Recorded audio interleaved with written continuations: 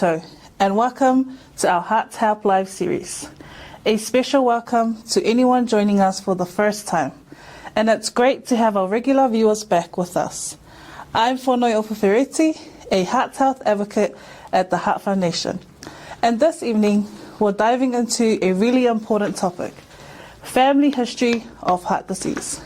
Together, we'll explore how your family's history can affect you and why it's so important to be aware of these connections. Tonight, we're doing things a little bit different. Instead of our usual Q&A, we will be keeping things interactive using Facebook's poll feature. You'll see questions pop up at the bottom of your screen, and all you need to do is tap on the answer you think is correct. Don't worry, your responses are completely anonymous, so no one else can see your answers. And we will go over the correct answers at the end of the session. For the best viewing experience, we recommend watching on your laptop or tablet. Otherwise, turn your phone to landscape. It's my absolute pleasure to introduce our wonderful panel.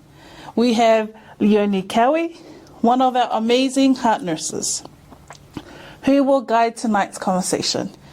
We're also honoured to be joined by Trent Lash and Raywin Shaw, who will be sharing their personal stories with us this evening.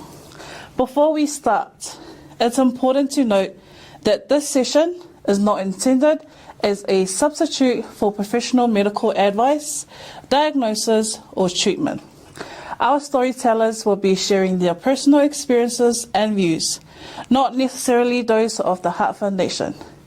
If you have questions about your personal risk of heart disease, please contact your healthcare provider. Without further ado, I'll hand it over to Leonie. Thank you, Ofu. I'm Leonie, and this is Trent and Raywin, and welcome to you both. Before our two guests share their stories, I want to clarify that in this session we'll be talking about family history of coronary artery disease. That means we won't be covering other types of family heart history tonight. For example, congenital heart disease, which is present from birth, or inherited or genetic heart conditions. If you would like information on these, we will share some useful links in the comments. Also remember, if you have a family history of heart disease, that doesn't mean you will definitely get it yourself. There's many other factors that play a part, and we'll discuss these later in the session. Back to tonight's focus, which is having a family history of coronary artery disease. Coronary artery disease is the most commonly diagnosed heart disease. More than 170,000 people in New Zealand have it, and it's the main cause of heart attacks, angina, and stroke. So what do we mean by coronary artery disease? It occurs when a combination of fats, cholesterol, and other substances build up on your artery walls. This build-up is called plaque, which causes arteries to narrow and stiffen.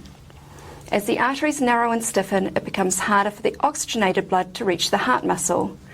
This can cause pain or discomfort called angina. If a piece of plaque breaks off, it can cause a blood clot, which stops blood flow from getting to the heart, causing a heart attack. Just a note that a heart attack is different from a cardiac arrest. A cardiac arrest is when the heart stops beating, so blood isn't pumped around the body. With a heart attack, the heart is still beating, however, damage is occurring to the heart muscle from the lack of oxygenated blood flow. A heart attack can go on to cause cardiac arrest. Not all heart attacks result in cardiac arrest. Coronary artery disease is often linked to family history, meaning your risk of having a heart attack or stroke can be higher if a close relative was either hospitalised or died from a heart attack or stroke under the age of 50. In this case, a close relative means a birth parent or sibling related by birth, not by marriage or adoption. Other family risk factors for developing coronary artery disease include a close relative who's been diagnosed with type 2 diabetes or with a condition called familial hypercholesterolemia. Familial hypercholesterolemia is a genetic condition causing very high cholesterol and increasing the risk of heart disease. While we encourage you to know if this condition runs in your family, we won't be discussing this in depth tonight. We're now going to talk to our panellists, Trent and Raywin. So thank you for joining us, both of you. Trent, I think we'll start with you. Can you share your story and what happened to you? Sure, Leonie. First of all, let me thank you for having us here tonight. This is one of the most important topics that I think we should be talking about, and one of my favourites. My story is probably pretty typical. I had a heart attack basically not long after my 68th birthday, and at that time I can remember it vividly, primarily because I'd woken up that morning feeling really bad. Had a good night's sleep, but I woke up feeling as though I was hungover. Was making a coffee that morning to send my wife off to work, and then I had to take my wheelie bin down to the bottom of my driveway, and I've got quite a steep driveway. So I took that down, and coming back up the driveway, it was amazing. I felt like I'd been run over by a truck. I had to sit down on a small wall on the drive. I had this tightness across my chest. I could breathe, but I had struggle breathing, and I just felt completely fatigued. And did this come on quite quickly, did it? Did it, like walking down the driveway, you weren't really having any issues, but as you were coming up, that's when it started for you? Absolutely, yeah. It came completely out of the blue. And of course I hadn't recognised all the symptoms that can lead up to a heart attack before that had clearly been occurring before. But it came completely out of the blue. I sat on the wall for about probably 10 minutes. And at the end, after it sort of went away a little bit, I thought, this can't be good. And so what I did is I walked back up to the top of my drive, about another 60 metres, and I had a pressure cuff, which I'd been basically monitoring my blood pressure for some time, actually. And it was 195 over, not quite 100. Which is extremely high. Yeah, that is. And particularly for me, because under the drugs I was taking at the time, it was basically stable at about 130 over 70.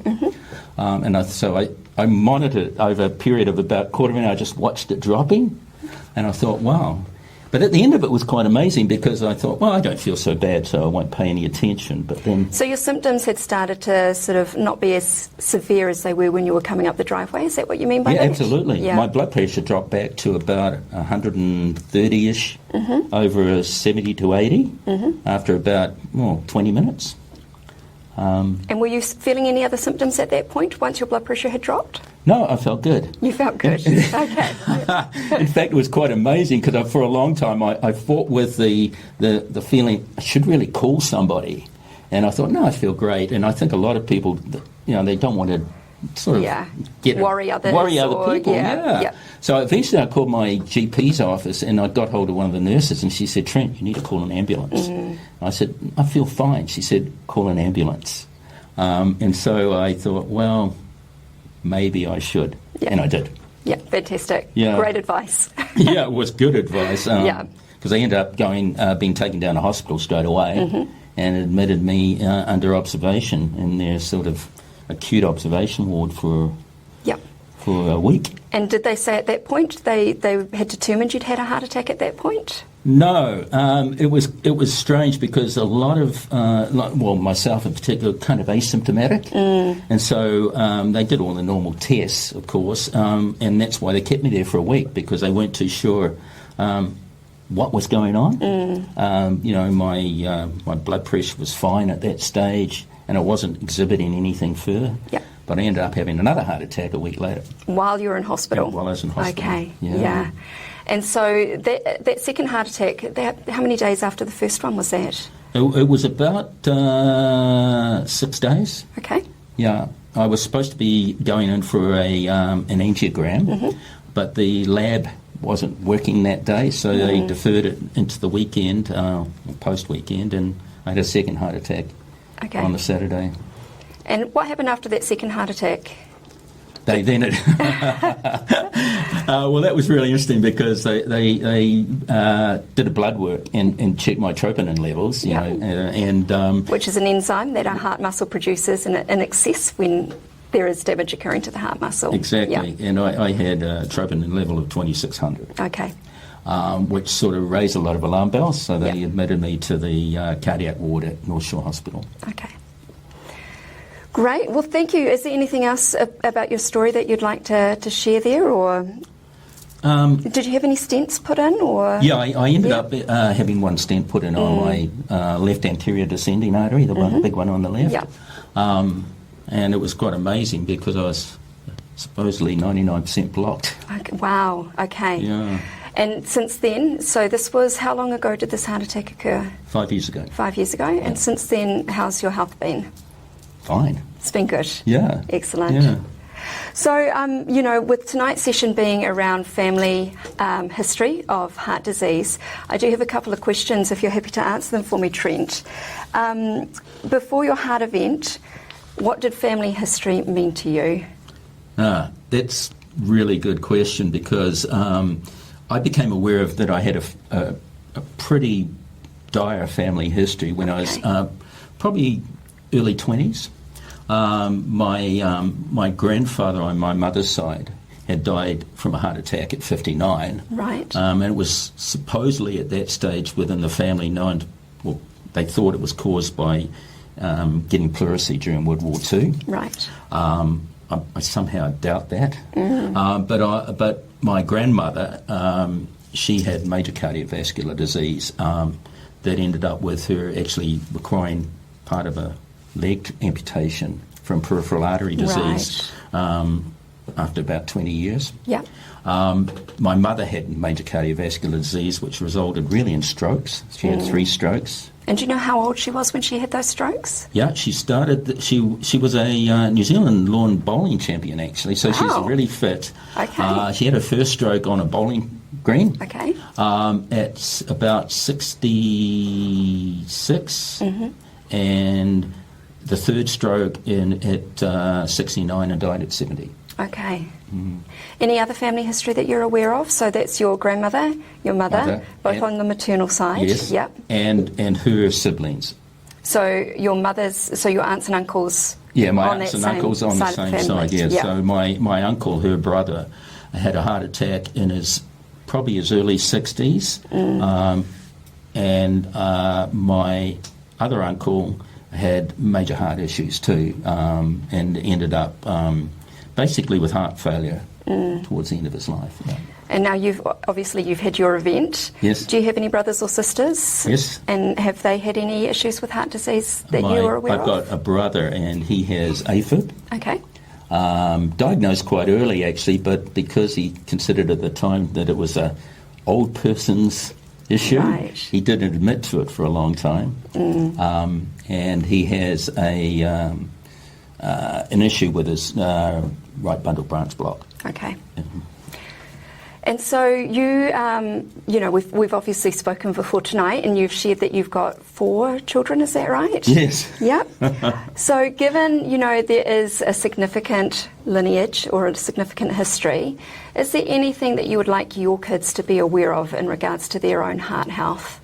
I think the main thing is that I believe that as people become adults, that there's a need to really inform them of the family history as much as possible. In this case, with my 4 daughters, the eldest one's a doctor, so she should have that knowledge. I'm not too already. much worried about that. Yeah. My second oldest, she actually went to a cardiologist at one stage because she was getting palpitations, but was diagnosed particularly, she has no issues really. And my 2 youngest daughters, they're only in their 20s. So. Okay. But it's probably something that they should be aware of as they get older, and sort of around, closer to the age you were when you had your heart event, but even earlier, just being aware of that history that has occurred with quite a bit of significance in your family. So. Yeah, absolutely. And I really believe it's important to inform our kids in that way so that they can at least, if they need to, have some level of testing done. And if that's found to be an issue, then they can actually manage themselves by better lifestyle choices, maybe remaining more active, that sort of thing. So being open and transparent about your own history so that they're aware of any potential risk to their own, potential development of coronary artery disease if it does happen. Yes, absolutely. Yeah.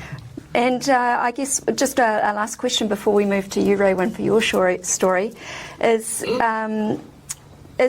there one thing that you wish everyone in your family knew about the importance of understanding their heart health? Yes.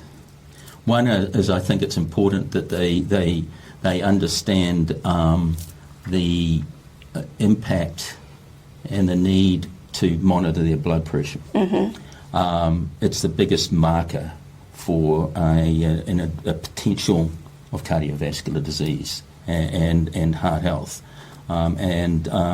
So I think that's probably the most important thing I would actually sort of talk to people about. Is blood pressure. Yeah, blood pressure, because it seems to be neglected in terms of, by a lot of people, treated as less significant than what it is. And it's known as a silent killer, so basically people don't realise the impact or the damage that's occurring because it's really asymptomatic, which means that you don't experience symptoms when you have high blood pressure. I'm so pleased you've mentioned that, Trent, because actually at the Heart Foundation we've done a lot of work this year around blood pressure awareness, resources and things like that, because it is definitely something that people can work on and proactively manage to reduce their heart disease risk. So, and if I can add something there too, actually, one of the things I learned through my experience, and it was identified under a echocardiogram, was that because my hypertension had lasted a little bit longer than it should have before it was treated, I ended up with mitral valve damage. Okay. So, extended untreated hypertension and high blood pressure can actually damage your heart valves. Yep. And the heart valves are basically one-way doorways, I guess you'd call them, to stop blood from going in the wrong direction when it enters the heart muscle. So just to clarify what that means. Thank you, Trent, for sharing your story and being willing to be open about it with us and our audience. We really appreciate your willingness to do that.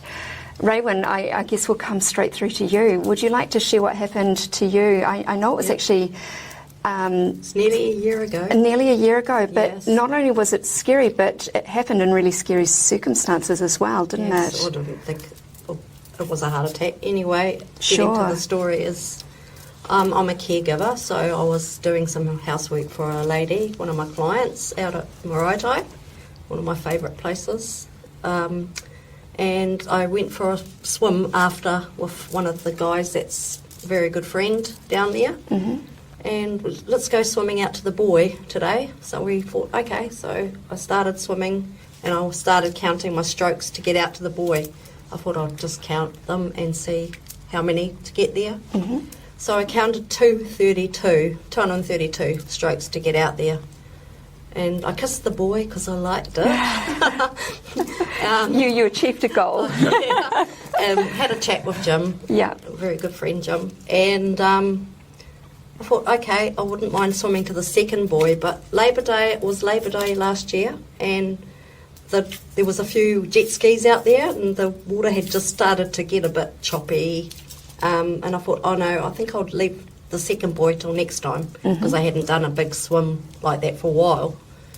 So I said, okay, let's go back. We had a little chat and then we'll go back. So I started swimming back, and I got to 32 strokes, and I was absolutely exhausted. I said to Jim, I won't swear on Facebook. I said, I'm stuffed. Yeah. And I said, I've got no energy. I looked back at shore and I thought, oh my God, I can't get back there. I've got no energy. And you were still quite far from the shore, weren't you, at that point? Yeah. I'd only swum 32 strokes, and it's just like, lucky I had my floaty with me.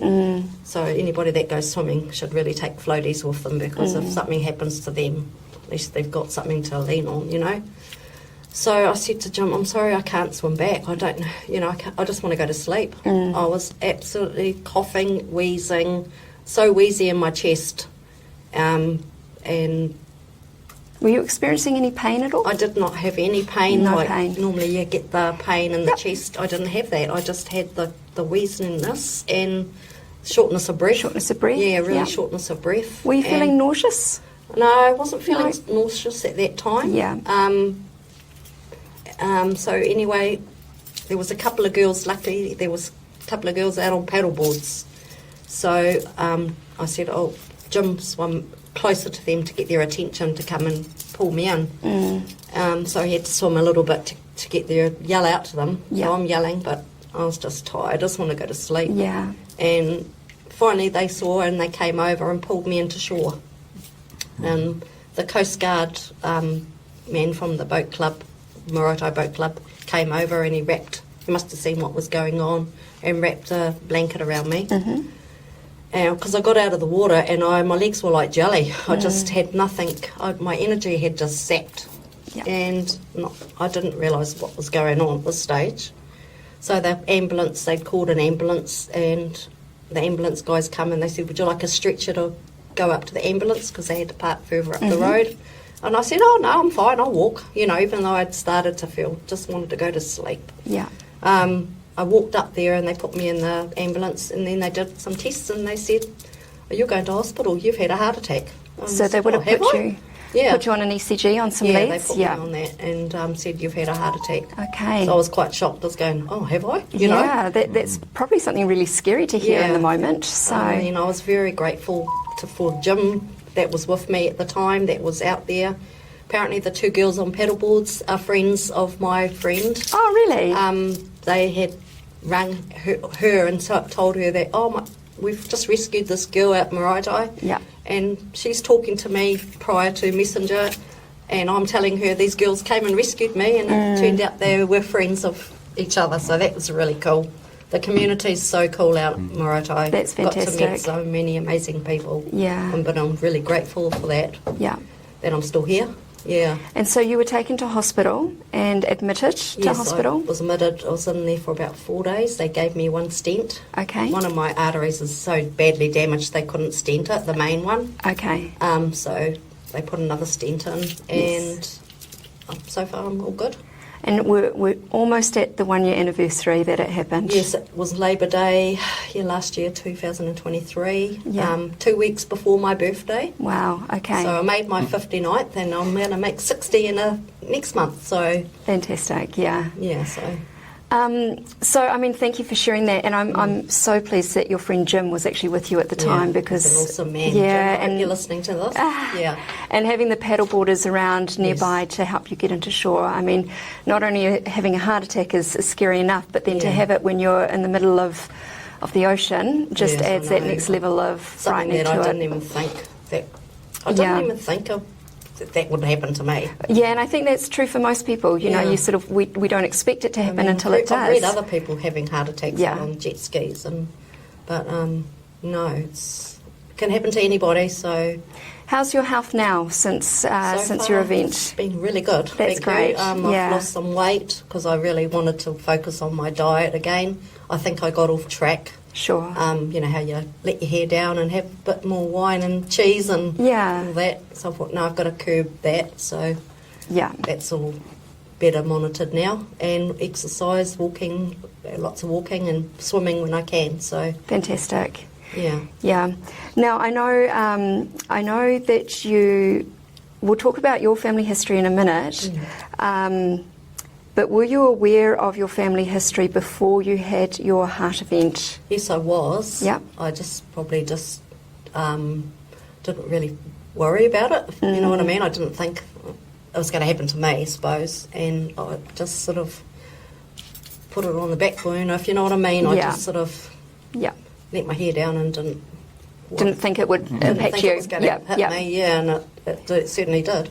So are you happy to share what your family history is with everybody? Yes, apparently my father, he was 41, he died of a heart attack. And you were 4 I was only 4. First my mum died at 37, 7 months before he died.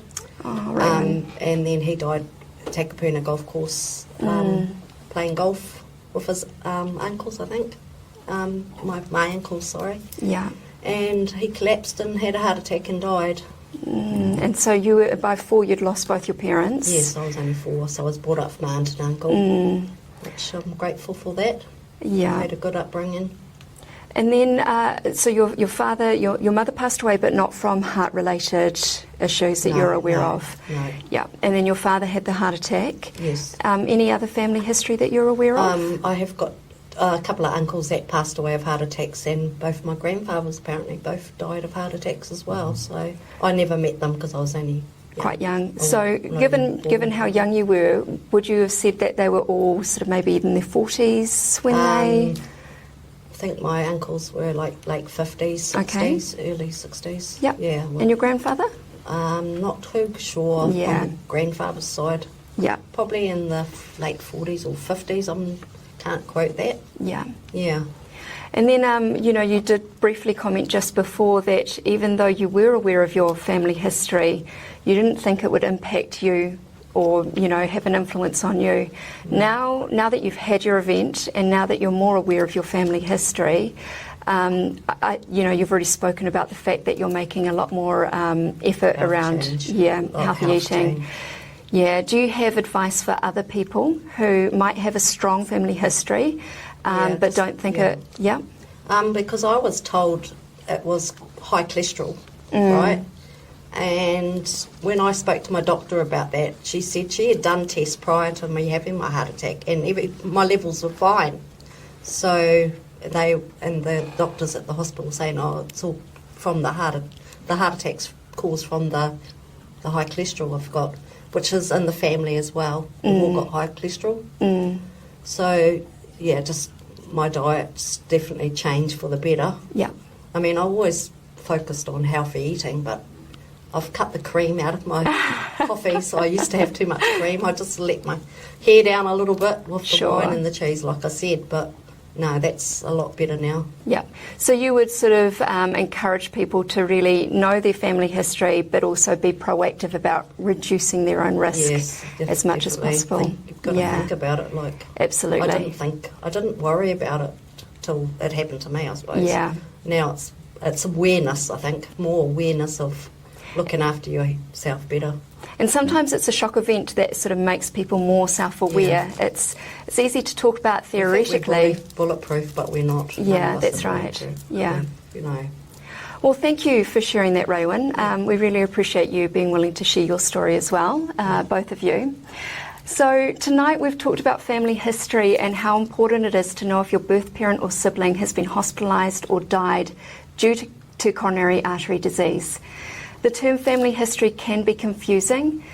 In New Zealand guidelines, family history is a first-degree relative, which means a birth parent or sibling who was hospitalised or died due to a heart attack or stroke before the age of 50. International guidelines may differ around age and extended family members. You should tell your GP your family history no matter what age your family member had their heart event. Learn about your family history, the ages the family members were, who it was, and any other risk factors they have or may have had, and make sure to share it with your healthcare provider, your nurse practitioner, your family doctor. Trent, do you have anything you want to add about the importance of sharing family history with your family doctor? At what point in your journey did you discuss your family history with your family doctor?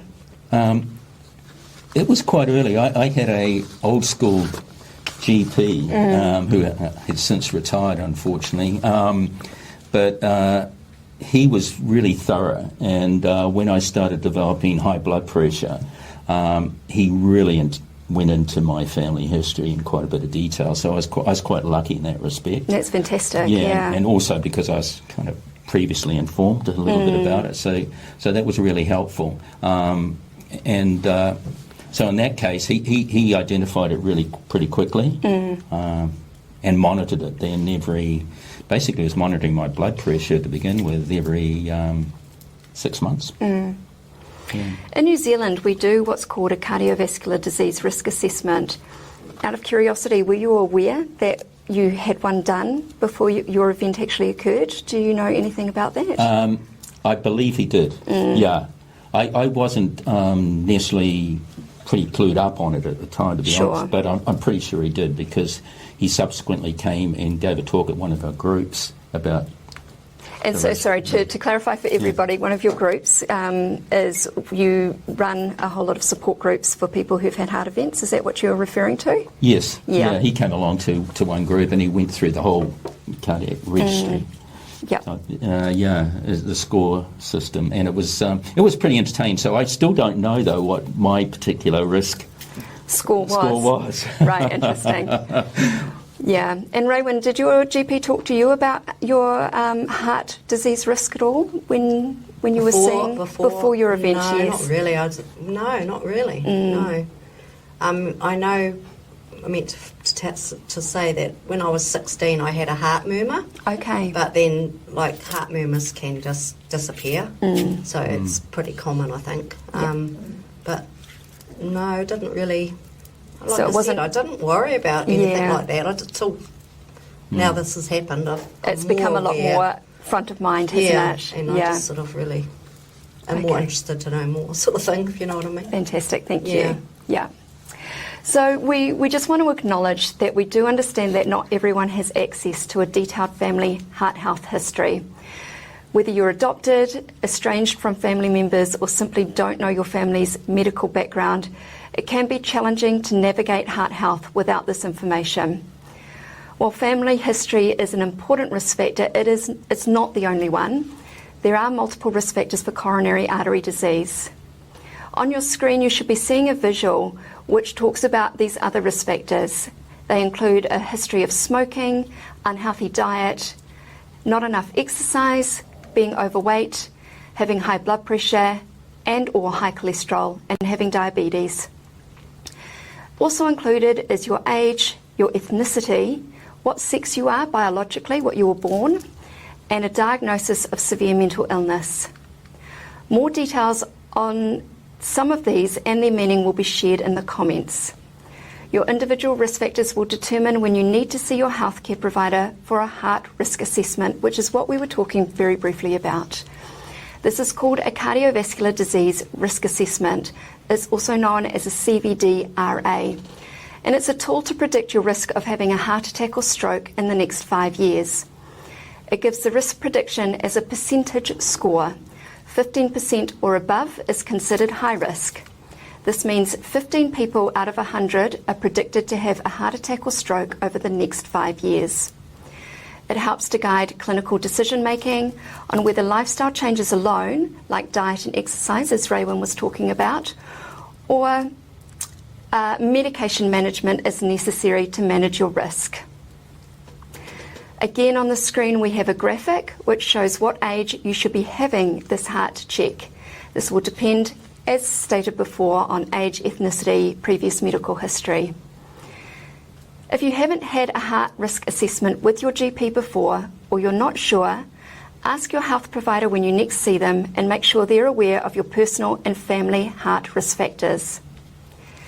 The Heart Foundation also has a free online tool, online assessment called the My Heart Check. It uses your personal risk factors to assess your heart age and gives you tips for reducing your risk. This is helpful to get an estimate of your personal risk, but it doesn't replace the need to have a more comprehensive cardiovascular risk assessment done by your health provider. And our third visual, we've got some useful questions to ask your family about their history of heart disease. Here are some questions you might like to think about asking family members. Has anyone in our family had a heart attack or stroke? At what age did that occur? Does anyone have high cholesterol or high blood pressure? Are there any cases of diabetes or obesity in our family? Has anyone been in hospital for heart problems? Has anyone had surgeries or procedures for heart problems, for example, stents or bypass surgery? Does anyone in our family take daily medications? And if they do, what are those medications for? Some people might not realise that they are on medications or what those medications are for, so sometimes it's important to ask if they're on medication and find out what they are. I'm now going to pass over to Ofu, who'll go through our quiz questions and wrap up our session for this evening. Before we finish up, I just want to go over the questions that popped up on your screens tonight.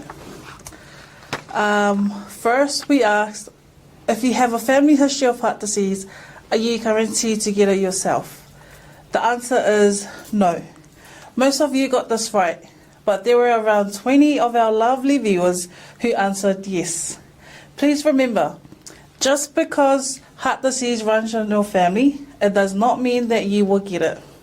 From what we've talked about tonight, we know that while family history plays a role in your risk, it's not the only thing. There are lots of things you can do, such as healthy eating, staying active, and getting your regular checkups to lower your risk. The next question we asked, who is considered a close family member when it comes to heart disease risk in New Zealand? The answer is siblings and parents. We also asked what details about your family members' heart events should you share with your healthcare provider. The right answer was D, all of the following. A, the age of your family member when they had their health events or were diagnosed. B, who the family member is, parent, sibling, or grandparent. And C, any other medical conditions they have. Knowing these details can help your doctor get a clearer picture of your own risk for heart disease. Another question we asked was, what should you do if you don't know your family history, but want to know your heart risk? The answer is to talk to your doctor about getting a heart check. They can help figure out your risk for heart disease, even if you don't know your family's health history. Lastly, we asked, what is a cardiovascular risk assessment used for? The answer is A. It's used to predict your risk of having a heart attack or stroke in the next 5 years. We encourage you to speak to your healthcare provider if you have any questions about your risk of heart disease. And that brings us to the end of the session. Thanks so much to everyone who has participated today, including our incredible speakers, Trent and Rewan. Thank you. It's been an honor to hear your stories. Thank you for sharing.